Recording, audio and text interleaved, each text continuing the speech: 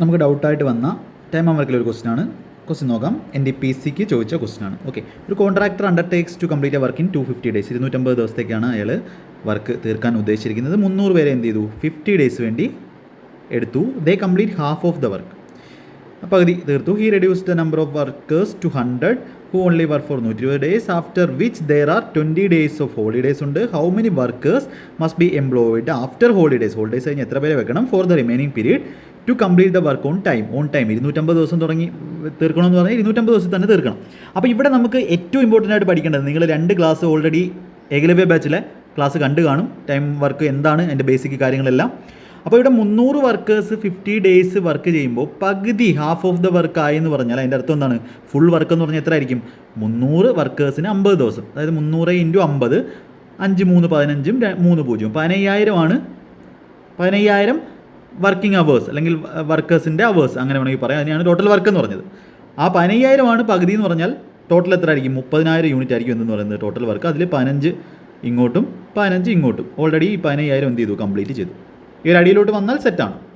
Okay, here then reduces. അപ്പോൾ 250 ദിവസത്തേക്ക് ആദ്യത്തെ പകുതി കഴിഞ്ഞു. ഇനി 15,000 യൂണിറ്റ് വർക്കാണുള്ളത്. 15,000 ആൾക്കാർ അല്ലെങ്കിൽ 15,000 മാനവേഴ്സ് ചെയ്യേണ്ട വർക്കാണുള്ളത്.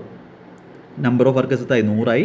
അവർ 120 ദിവസം ചെയ്തു. അതായത് 100 × 120 12,000 വർക്ക് എന്ത് ചെയ്തു? കംപ്ലീറ്റ് ചെയ്തു. ബാക്കി 3,000 യൂണിറ്റ് വർക്കാണുള്ളത്. ഈ 3,000 യൂണിറ്റ് വർക്ക് ചെയ്യാൻ എത്ര ആൾക്കാരാണ് ഉള്ളത്? How many workers must be employed after holidays. അപ്പോൾ ആൾക്കാരെന്നെ പറഞ്ഞൂടെ എത്ര ദിവസമുണ്ട് നമ്മുടെ കയ്യിൽ? 250 ടോട്ടലുള്ളത്. അതിൽ 300 വർക്കേഴ്സ് 50 ദിവസം കഴിഞ്ഞു, പിന്നെ 120 ദിവസം കഴിഞ്ഞു, 50 120 170 ദിവസം കഴിഞ്ഞു, 20 ദിവസം ഹോളിഡേ ആണ്, 190 ദിവസം കഴിഞ്ഞു.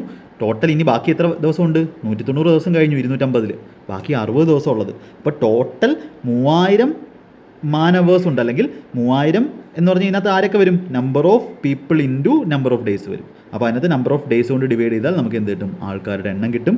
ബൈ 60 ചെയ്യുമ്പോൾ നമുക്ക് എത്ര ആൾക്കാർ വേണം? 50 ആളുകളോട് എന്ത് ചെയ്യണം? Must be employed. ആളുകളോട് വേണമെന്നല്ല, 50 പേര് എന്ത് ചെയ്യണം? ഹോളിഡേ കഴിഞ്ഞിട്ട് ഇടണം. സോ ദാറ്റ് ആ വർക്ക് എന്ത് ചെയ്യും? സമയത്ത് കംപ്ലീറ്റ് ആവും. ഇനി ഇത് എക്സാമിന് ചെയ്യുകയാണെങ്കിൽ ഇങ്ങനെയൊക്കെ ചെയ്യണോ? ഫാസ്റ്റായിട്ട് ചെയ്യാം. 250 ഡേയ്സ് പകുതി വർക്കാണ്, 15,000 ആണ് പകുതി, ബാക്കി പകുതി 15,000 ആണ്. 12,000 കഴിഞ്ഞു, 3,000 ഉണ്ട്. 3,000 ഡിവൈഡ് ബൈ 190 ദിവസം കഴിഞ്ഞു. ബാക്കി 60 ദിവസം, 3,000 × 60 50. വേണമെങ്കിൽ പേന എടുക്കാതെ ചെയ്യാം. പേന എടുക്കാതൊക്കെ ചെയ്യണമെങ്കിൽ ക്ലാസ്സുകൾ മൊത്തം കംപ്ലീറ്റ് ആയിട്ട് കാണുക, ഡെയിലി കാൽക്കുലേഷൻ്റെ എക്സസൈസ് ചെയ്യുക. Okay, by.